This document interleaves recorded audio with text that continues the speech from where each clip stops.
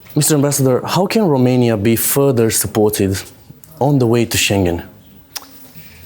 The decision of the Justice and Home Affairs Council last Thursday indeed came as a big disappointment, not only for Romanians, but also for Germany and the large part of the other European member states.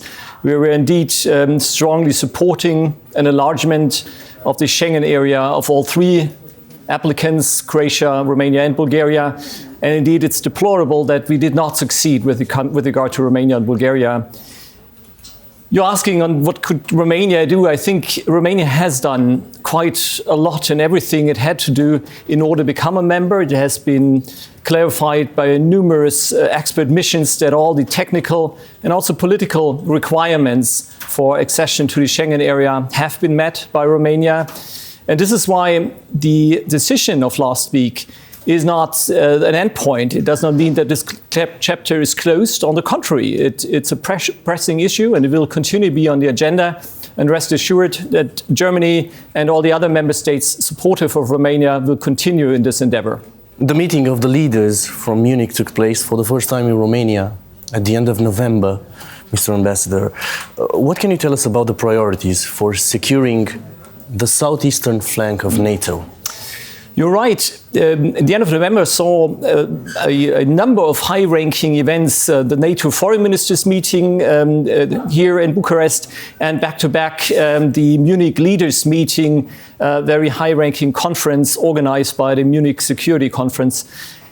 This underlines that Romania, when it comes to securing our NATO territory, is of utmost importance, plays a very crucial role.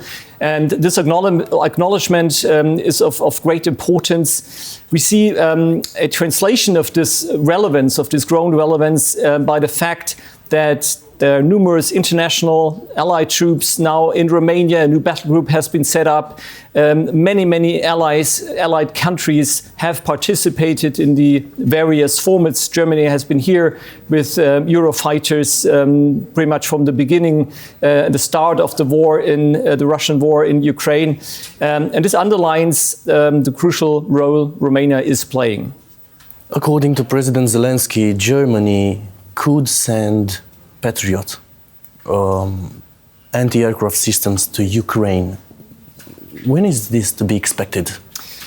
Germany has provided Ukraine with numerous weapon systems together with all our partners. I think one has to, first of all, praise the fact that we have managed to give a very strong, unified answer to the Russian aggression in Ukraine. I dare say that's something Putin did not reckon with. He expected us to be weak, ununited, quarreling and discussing, not taking any decisions, and the contrary has been true. So when it comes to the weaponry, I think there are really a whole range of various systems that are now already deployed to Ukraine. One of the most successful systems in that sense is the IRIS-T, an air defense system that enables Ukraine to protect itself against incoming Russian rockets. With regard to the Patriots, it's a different system. There has been a discussion on deployment. We have offered it to Poland, and we've just agreed with our Polish friends to have it installed at the Polish border, so to speak, at the brink of the NATO territory. This is what we have been talking about. With regard to Ukraine, there are numerous other systems in place and more are coming. Your Excellency,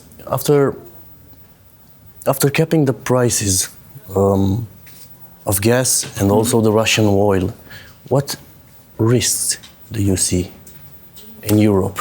With regard to the gas price caps that are being discussed, energy is of a very pressing issue. As a result of the war, as a result of cutbacks from Russia, we have seen a rise, a hike in prices that have severely affected our consumers, our economies, our companies.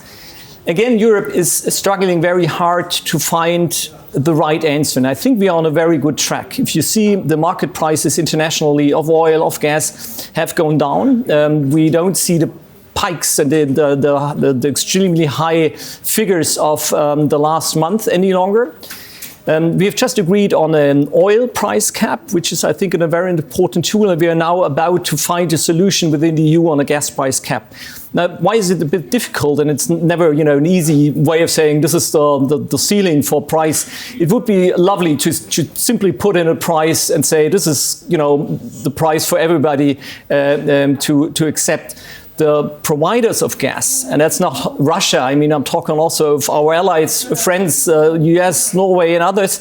You cannot force them to sell for a specific price. So whatever we do as a European Union needs to meet both aims. One, stabilizing the price for us, for the consumers and our companies. On the other hand, ensuring that there is still enough gas flowing to Europe. We won't win a thing if we define a price and nobody is selling us any gas anymore, and we'll have a shortage. So this is with the balancing act. Again, I rest very confident that we will find a solution for that issue as well. There is no doubt that today the international context is at least complicated. What perspectives do you see for the German companies in our country? German business in Romania is truly a very great success story. It's amazing how many various companies are active here, and I'm deeply impressed to basically see every week or every month the opening of a new factory or a new research and development technology center. So there is a broad angle of activities of German business, and this success story is about to expand for several reasons. One, again, German companies knowing already that Romania is a wonderful location to do business. Two, we see in the wake of the pandemic, a greater acknowledgement of the need to reshore, to maybe cut back on long supply chains, to produce closer to home. And that is why we see a lot of German companies, also other international companies, maybe starting to return from production sites and business sites in Asia and moving closer to home. And that often leads to Romania being a pick for a new location. The same is true when it comes to business decisions in the wake of the Russian aggression in Ukraine. Companies that had been present and had been active in Russia or Belarus are now, of course, pulling out of these countries. And again, Romania is one of the safe havens and one of the places where these companies feel they can do better business than before. We are therefore close to the end of a tough year. Yes. For all of us, let's face it. So I would like to ask, what message would you like to offer to Romanians? Well, first of all, I would like to congratulate Romania and all the Romanians for doing an outstanding job throughout this crisis, throughout the challenges going along with the brutal Russian aggression in Ukraine. Romania, having the longest land border of any EU country to Ukraine, of course, is geographically at the forefront.